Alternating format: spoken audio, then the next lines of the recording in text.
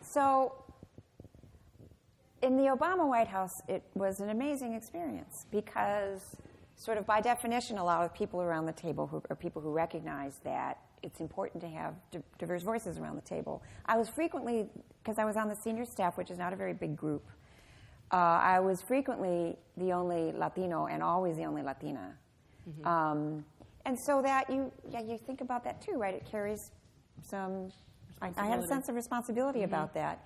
And, but there were always safe places to go when I was struggling with something. One of those safe places, as you know well, was Valerie Jarrett's office. Mm-hmm. She was my boss when I was the Intergovernmental Affairs Director, and then, you know, my colleague and friend the whole 8 years. And there were times when, well, early on, there's a time when, and I knew exactly when it was happening, when people are assessing, and these are really good, committed, wonderful people. We worked with amazing people.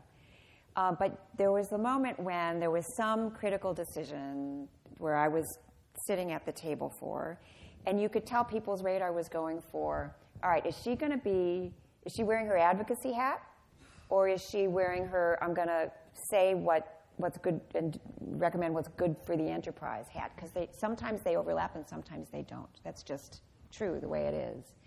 And I felt like it was important to say, here's what you're going to hear from the advocacy community. You need to understand this.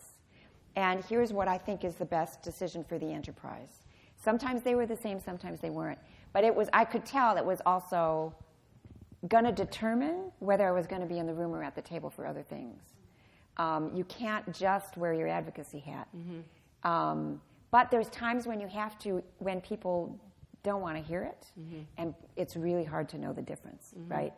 So sometimes I would take those things to Valerie to say, and the hardest times for me were times when there was stuff I felt like the people in the room needed to understand, stuff that I knew that they didn't know, mm-hmm. And I couldn't figure out a way to articulate it and be heard and understood. Mm-hmm. And there was one time where it took me a couple weeks to figure out a way to formulate it so that people got it. Mm-hmm.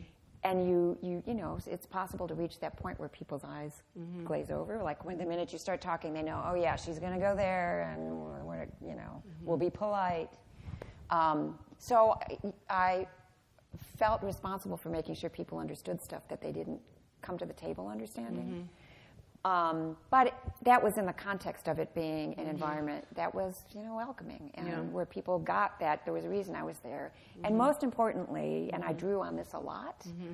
he asked me to come on purpose, right? Mm-hmm. Like the president knew who I was.